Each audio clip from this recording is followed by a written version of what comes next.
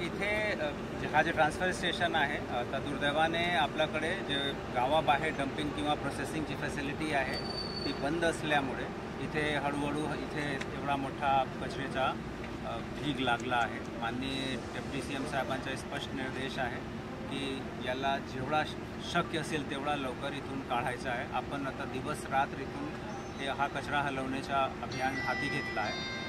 दिवसभरात साधारणतः 60 ते 70 आपण ट्रक्स काढत आहोत। आता आजपासून आपण रात्रीसुद्धा ही वाहतूक सुरू ठेवणार आहे।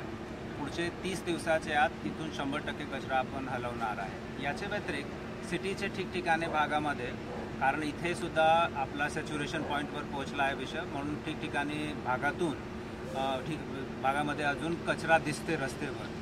आता परवा होळीचा त्यौहार आहे, याच्या अनुषंगाने सुद्धा महानगरपालिकेने हा निर्धार केला की आज पूर्ण रात्री, उद्या दिवसभर, उद्या पूर्ण रात्री स्वच्छता अभियान आपण पूर्ण सिटीमध्ये घेणार आहे आणि कुठेही सोसायटीचे बाहेर किंवा इतर सार्वजनिक जागेवर कचरा दिसणार नाही।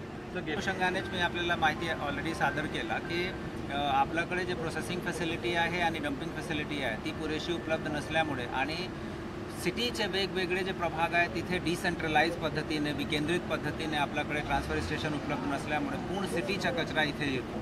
याचा एकच जे सायंटिफिक सोल्युशन आहे, वैज्ञानिक यामध्ये जे समाधान आहे तो की आपल्याला विकेंद्रित पद्धतीने प्रत्येक प्रभागनिहाय आपल्याला ट्रान्सफर स्टेशन तयार करावं लागणार आहे। माननीय उपमुख्यमंत्री महोदयाने सुद्धा याच आशयाचा निर्देश आम्हाला दिला आहे। टाउन प्लॅनिंग डिपार्टमेंट मार्फत आम्ही योग्य जागाची निवडसुद्धा यामध्ये केली आहे। आता लवकरात लवकर ती जागा जे आपण आयडेंटिफाय केली आहे तिथे आवश्यक तयारी करून आपण डिसेंट्रलाइज पद्धतीने ट्रान्सफर स्टेशन सुरू करण्यात आलं आहे। तिथे आटकोली म्हणून जागा आहे, तिथे आपण ती डम्पिंगऐवजी ती प्रोसेसिंगसाठी जागा आहे, म्हणून आपण तिथे प्री प्रोसेसिंगचा टेंडर काढला होता। ती प्रक्रिया आपण पुढे घेऊन गेली आहे, कारण कुठेही आपण जेव्हा डम्पिंग किंवा प्रोसेसिंगसाठी तयारी करतो तिथे आपल्याला आपल्या नॅशनल ग्रीन ट्रिब्युनल आणि भारत सरकारचे नॉर्म्सप्रमाणे बरेचसे पर्यावरणचे दृष्टिकोनातून तयारी करावी लागतात। ती तयारी जवळपास तिथे कंप्लीट झाली आहे। त्यामध्ये सुद्धा धूर फवारणी, दुर्गंधनाशक उपकरण तिथे बसवणे, खाली मल्चिंग पेपर लावणे जेणेकरून लिचट जे आहे पाण्याच्या स्रोतमध्ये मिश्रित होणार नाही, ही सगळी व्यवस्था आपण उभी केली आहे।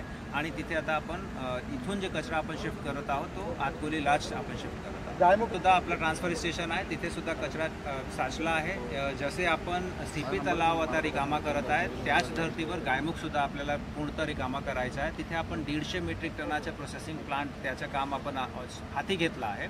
तो प्रोसेसिंग प्लांट आणि तिथे त्या जागेचा वापर फक्त आणि फक्त ट्रान्सफर स्टेशन म्हणून करणे याचा आपण निर्धार केला आहे।